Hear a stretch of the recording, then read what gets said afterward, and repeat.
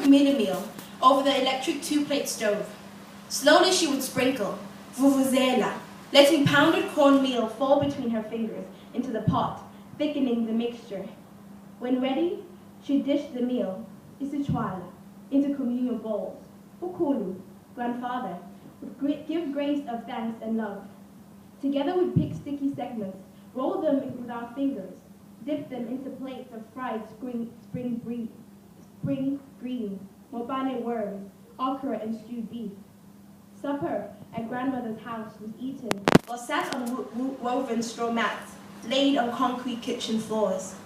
As we pulled our fingers back from our lips, Gogo would smile, saying, "Bantwana, bantwana bami, children of my children, this is how I raised your mother. Eat plenty and be well."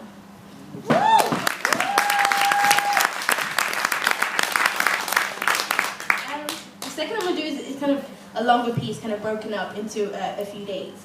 And it looks at the death of my grandmother. And I actually did this piece for my undergraduate in May. So the piece, the production was called Home Has Died, and the whole piece was called Gogo. On the first day of your death, the phone rang. Grief poured in and drowned me where I stood. She was weeping for you. Your child was weeping for you. My mother, Gogo, my mother died. Your child wept for you. In my arms, she wept in my arms and called out for you. My mother wept in my arms and called out for you, and it was strange to hold her. This child did not understand that breath no longer came from your body. They said, "Usetule, you're quiet now." On the second day of your death, the morning is emptied of words. The house does not creak, the children do not laugh, no music is played, no television watched.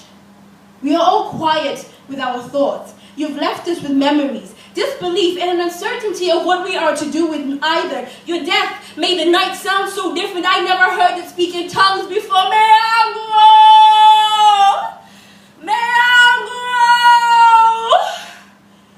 Her weary heart beats a broken song. She has paid for more funerals than she has scattered ash on caskets. On the sixth day of your death, at the chapel, in a white room built for cleansing angels, they wash your body. Comb your hair for the last time, dress you ready for death's chariot to carry you to the night vigil. There, they prepare with tears and songs and prayers to return you to the earth. On the seventh day of your death, mourners transversely draw crosses on their bodies, toss their last words in with you, tell you that this isn't the last time a resurrection has been prophesied, wipe sorrow off their faces, their cries break the heavens open, they begin to usher you in.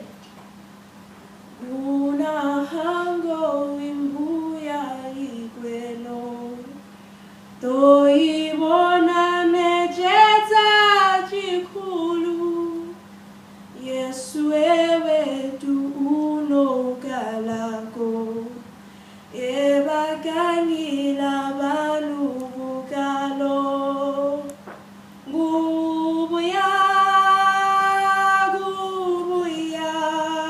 go to kubungana muhangombuya.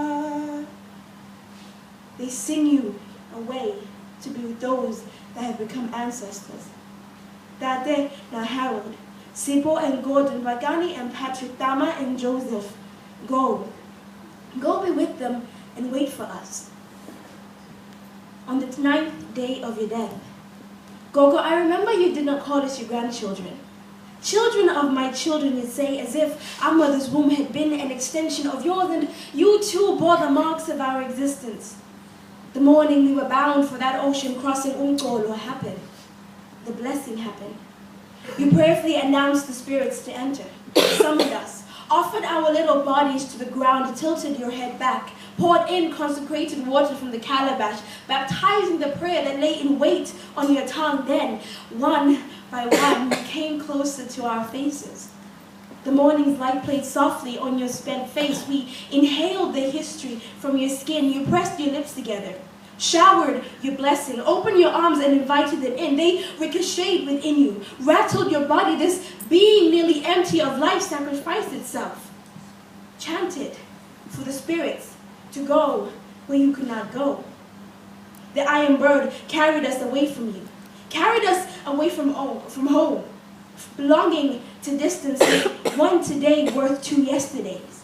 The palm of your body folding into mine faded. This new landscape struggled to fit in. The homeland that welcomed me into the world, it beckoned in. Red brick back-to-back houses. Summer days along the coast, watching the ivory sea kiss the shoreline, English tea and queens. It urged me to forget a certain past. Urged me to forget Zambezi cascading on Victoria Falls. Name, totem pole of the Binga people, bathing in copper baths under the sun. Tales of the descendant of the drum, of loving in more than just English. It urged me to forget the blessing. Second child got lost in translation. On the 10th day of your death, it seems, I feel the heaviness of home.